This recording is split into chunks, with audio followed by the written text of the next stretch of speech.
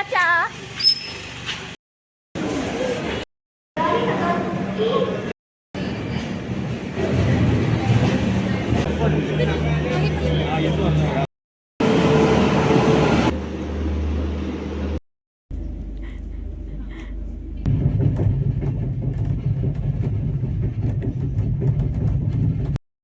Hello, welcome to my YouTube channel. ട്രെയിനിൻ്റെ background കണ്ടപ്പോൾ മനസ്സിലായല്ലോ ഞാൻ യാത്രയിലാണ്. പിന്നെ ബാക്ക് ടു കൊച്ചിയാണ്. ഈ മാസം ആദ്യം പോയിട്ട് വന്നേ ഉള്ളൂ.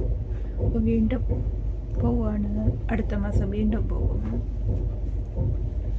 ഇതിപ്പോൾ ഏതാ സ്റ്റേഷൻ? ഓക്കെ, വർക്കലയെത്തി. ട്രിവാൻഡ്രത്ത് നിന്ന് ബാംഗ്ലൂർ എക്സ്പ്രസ്സിനെ കയറി വർക്കലയെത്തി. അവിടെ ഇവിടെയൊക്കെ ആൾക്കാർ ചിന്നിച്ചെതറിയിരിക്കുന്നു. ഈ 6 മണി കഴിയുമ്പോൾ അവിടെ എത്തുമായിരിക്കും. അയ്യോ ഇനി ഭക്ഷണം കഴിക്കണം. നല്ല അടിപൊളി വാഴയില പൊതിച്ചോറ് അപ്പയും അമ്മയും സെറ്റാക്കി തന്നിട്ടുണ്ട്. സോ അത് കഴിക്കണം, റെസ്റ്റ് എടുക്കണം. ലാവിഷായിട്ടിരിക്കുകയാണ്. അയ്യോ നല്ല സുഖം, ഉറക്കം വരുന്നുണ്ട്. പക്ഷെ ഉറങ്ങാൻ തോന്നുന്നില്ല. റൂമിൽ ചെന്നിട്ട് ഉറങ്ങണം. ഞാനിങ്ങനെ എല്ലാ സ്റ്റേഷനും കണ്ടിരിക്കാമെന്ന് വിചാരിക്കുന്നു. എനിവേ ഇൻട്രസ്റ്റിംഗ് ആയിട്ടുള്ള എന്തെങ്കിലും ഉണ്ടെങ്കിൽ വ്ളോഗ് എടുക്കാം.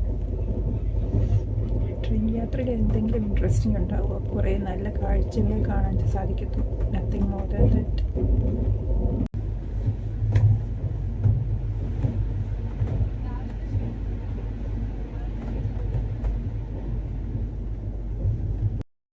ഫുഡ് കഴിക്കാനുള്ള സമയത്ത് ഞങ്ങൾ ഫുഡ് കഴിച്ച് നല്ല വാഴയിലയിൽ പൊതിഞ്ഞ ചോറ്. ഞാനും ചേച്ചിയായിരുന്നു ട്രാവൽ ചെയ്യുന്നത് ഒന്നിച്ച്. നല്ല വാട്ടിയ വാഴയില നിങ്ങൾ ആദ്യം കണ്ടല്ലോ, പപ്പ വാഴയിലൊക്കെ വെട്ടാൻ പോകുന്നത്. അപ്പോൾ നല്ല വാഴയിലയിൽ, വാട്ടിയ വാഴയിലയിൽ മമ്മിയുടെ ബീൻസോറിനും ചോറും പപ്പയുടെ അച്ചാറും മുട്ട പൊരിച്ചതും. അതിങ്ങനെ അല്ല എനിക്ക് ഭയങ്കര ഇഷ്ടമാണ് കേട്ടോ ഇങ്ങനെ പൊതിയിലല്ല വാഴയിലക്കകത്ത് പൊതിച്ചോറ് കഴിക്കാൻ. കാര്യം ഒരു പ്രത്യേക ടേസ്റ്റാണ്. ആർഭാടമായിട്ട് കറികളൊന്നും എനിക്കിഷ്ടമല്ല. ഇതുപോലെ എന്തെങ്കിലും തോരനോ അച്ചാറോ മുട്ട പൊരിച്ചതോ ചമ്മന്തി പോലും ആക്ച്വലി എനിക്ക് ഈ പൊതിച്ചോറിനകത്ത് അത്ര താല്പര്യമില്ല. വളരെ സിമ്പിളായിട്ട് ഒരു അച്ചാർ മാത്രമാണെങ്കിൽ കൂടി ഞാൻ പൊതിച്ചോറ് കഴിക്കും. അതൊരു പ്രത്യേക നൊസ്റ്റാണ്. അത് നൊസ്റ്റ് അടിക്കുന്നവർ എന്തായാലും കമൻറ്റ് ചെയ്യണം. പിന്നെ എല്ലാം കെട്ടിപ്പൂട്ടി കിടന്ന് നല്ല ഉറക്കമായിരുന്നു കേട്ടോ. ഉറക്കമെന്ന് പറഞ്ഞു കഴിഞ്ഞാൽ എന്തോ ഒരു മയക്കം ഉണ്ടായിരുന്നു. മീൻസ് എങ്ങനെ ബോധം മറഞ്ഞിട്ടുള്ള ഒരു ഉറക്കമൊന്നും ഉണ്ടായിരുന്നില്ല. ഈ വണ്ടി കിടുകിട അടിക്കുന്നതിൻ്റെ ഒച്ചയും ബഹളമൊക്കെ ഉണ്ടായിരുന്നു. എന്തായാലും ഞാൻ എൻ്റെ സ്വന്തം സ്ഥലം കോട്ടയം സ്റ്റേഷനിലോട്ട് അടുക്കുമ്പോൾ എനിക്ക് സന്തോഷം. കോട്ടയം വിട്ടു പോകുമ്പോൾ ഭയങ്കര സങ്കടമാണ്. കാരണം നിറച്ച് നൊസ്റ്റായിട്ടുള്ള സ്ഥലം. ഇതിൻ്റെ അപ്പുറം നാഗമ്പടവും റെയിൽവേ സ്റ്റേഷനൊക്കെ അടുപ്പിച്ചാണ്. എനിവേയ്സ് അങ്കമാലി അടുക്കാറായപ്പോൾ പിന്നെ ഞാൻ ഒന്ന് വൃത്തിയാകാമെന്ന് വിചാരിച്ച്. വൃത്തിയെന്ന് പറഞ്ഞാൽ മുഖം പോലും കഴുകിയില്ല, വെള്ളവും കുടിച്ച്, മുഖത്ത് പൗഡറൊന്നും ഇട്ടില്ല. അറ്റ്ലീസ്റ്റ് ഒന്ന് എന്താ പറയുക ലിപ്സ്റ്റിക് ഇട്ട് മെനയാന്ന് വിചാരിച്ച്. വല്ലാത്തൊരവസ്ഥയായിരുന്നു എനിക്ക്. ഈ പ്രാവശ്യത്തെ യാത്ര ഭയങ്കര ബോറായിരുന്നു. കാരണം ട്രെയിൻ ഒരുമാതിരി ഇങ്ങനെ എല്ലായിടത്തും പിടിച്ചും നിരങ്ങിയും. ഞാൻ വിചാരിച്ചു തിരുവനന്തപുരത്ത് നടന്നിരുന്നെങ്കിൽ ചിലപ്പോൾ അങ്കമാലി കുറച്ചും കൂടെ നേരത്തെ എത്തിയേനേന്ന്. കാരണം അത്രയ്ക്കും ബോറായിരുന്നു. ലാഗ് പിടിച്ചൊരു യാത്ര എന്നെനിക്ക് തോന്നി. പിന്നെ കുറച്ച് ലിപ്സ്റ്റിക്കൊക്കെ ഇട്ട് മുടിയൊക്കെ ഒന്ന് മെനയാക്കിയിട്ട് ഇങ്ങനെ വെയിറ്റ് ചെയ്തിരിക്കുകയായിരുന്നു ഞാൻ.